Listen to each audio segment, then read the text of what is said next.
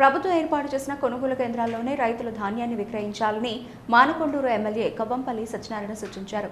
కరీంనగర్ జిల్లా తిమ్మాపూర్ మండలం రేణిగుంటలో Hyderabad agriculture cooperative association limited, జిల్లా గ్రామీణాభివృద్ధి సంస్థ టీసర్స్ ఆధ్వర్యంలో ఏర్పాటు చేసిన వరి ధాన్య కొనుగోలు కేంద్రాలను ఆయన ప్రారంభించారు. ఈ సందర్భంగా ఎమ్మెల్యే మాట్లాడుతూ ప్రభుత్వం ఏర్పాటు చేసిన కొనుగోలు కేంద్రాల్లోని ధాన్యం విక్రయించాలని కోరారు. సన్నాలకు 500 రూపాయలు అదనంగా ప్రభుత్వం బోనస్ చెల్లిస్తుందన్నారు. గ్రేడ్ ఏ రకం 2389, గ్రేడ్ బికి 2369 మద్దతు ధర చెల్లిస్తుందన్నారు. రైతులు ధాన్యాన్ని ఆరబోసిన తర్వాత తేమ శాతం 17 కంటే తక్కువ ఉండేలా చూసుకోవాలని సూచించారు. రైతులు ధాన్యాన్ని అమ్మిన తర్వాత passbook, Aadhaar card, bank passbook, phone number centre ఇన్ఛార్జీలకు అందజేయాలని సూచించారు. మండలంలోని ధాన్యం కొనుగోలు కేంద్రాలను ప్రారంభించడం జరిగింది.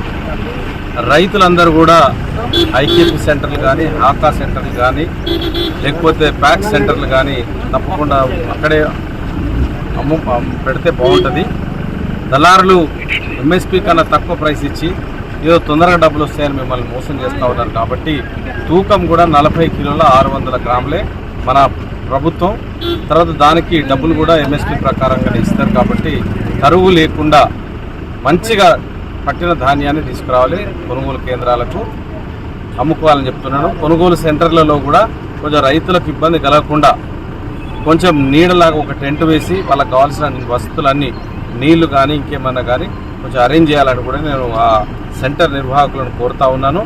కాబట్టి రైతులందరూ సకాలంలో మరి వచ్చి ఎండకు ముందే, ఎండ 9 గంటల వరకే కరకరలాడుతూ ఉన్నది. కాబట్టి దయచేసి ఎండ తాపాన్ని మనం తట్టుకో.